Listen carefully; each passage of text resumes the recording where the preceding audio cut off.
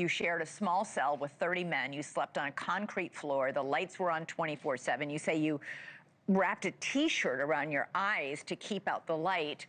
Right. And you were given only a small bowl of rice twice a day with a piece of pork fat on top. Yeah, that's correct, yes. You lost 100 pounds? How is that possible? It was fast too. It's just unedible. And there's no running water in there. There's no windows. There's no outside time. There's no toilets. There's no facility. They don't give you any clothing to wear aside from that vest you saw in those pictures. So you got to supply your own clothes. The weather gets below freezing and above 120 Fahrenheit in there in the summer. So it's bad. And then suddenly, last November, the guards early one morning come into your cell. It's still dark. You say you actually thought they were taking you to the firing squad, but instead they took you to the American ambassador, Nick Burns. What they did first, actually, is they came about 6 months before and did that. And they took me, I thought, okay, they said, okay, we're going somewhere. And they actually took me to court. So that court, we actually went and they said, now we know this is 11 years and 6 months in. 11 years of this was in a detention camp, which is highly illegal. And I'm the only person in history besides Bin Laden's bodyguard to stay in a detention camp that long. They dragged me to a makeshift court real quick. And all of a sudden they said, oh, we know you didn't make or sell drugs, but we think you rode on a ferry boat. Granted, these things hold thousands of people, these ferries, from Macau to China with one of these suspects. No evidence of it, no nothing. So we give you life in prison. That was first. That's what they did first. And then 6 months later, that's when they took me and dragged me, black bag. Even the police that were with me, they blacked out the cars, they blacked out everybody. They even put those guys in Beijing prison with me. And then they blacked us all the way to a makeshift courtroom that was actually the tarmac, VIP lounge on the tarmac in Beijing airport. The ambassador brought you home on an airplane, an American airplane, and you basically came home to a life that had moved on. Yes.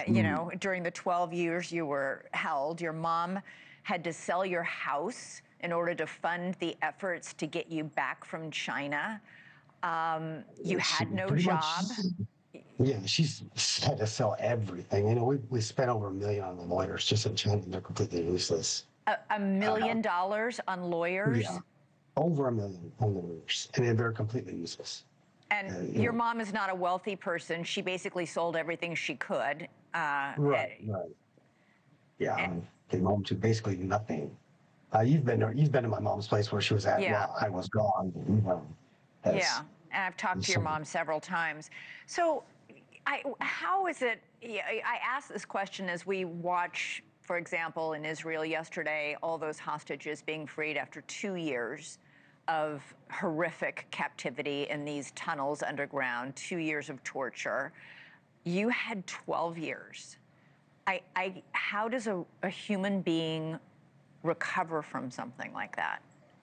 Well, I'm still recovering. I'm just trying to get it together. It's just not as easy. It's going to be tough for them, What's hard? Tell me what you can you sleep? Can you? Well, sleeping is a real problem. You told one of our producers that you have a hard time sleeping in a bed because you were so accustomed to sleeping on a concrete floor. That is correct. As soon as I got into bed, it just seems too soft to me now. I'll get up and kind of wander around or go onto the sofa or go, sometimes just go onto the floor because I just can't sleep. That's my major problem. One of the major problems. My eyesight went because 24-hour lights and no sunlight. Yeah. Just a lot of things. My weight, the way I'm putting it back on or off. My eating habits. Everything's.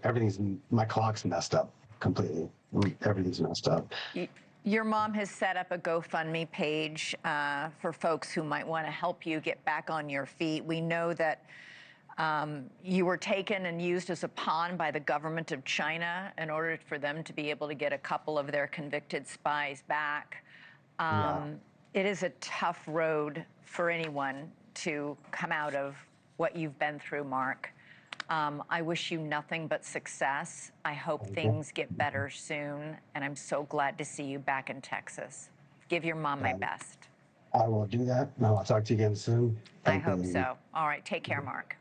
Thank you for watching. Subscribe below and download our NewsNation app right now on your phone, and you will get fact-based, unbiased news for all Americans.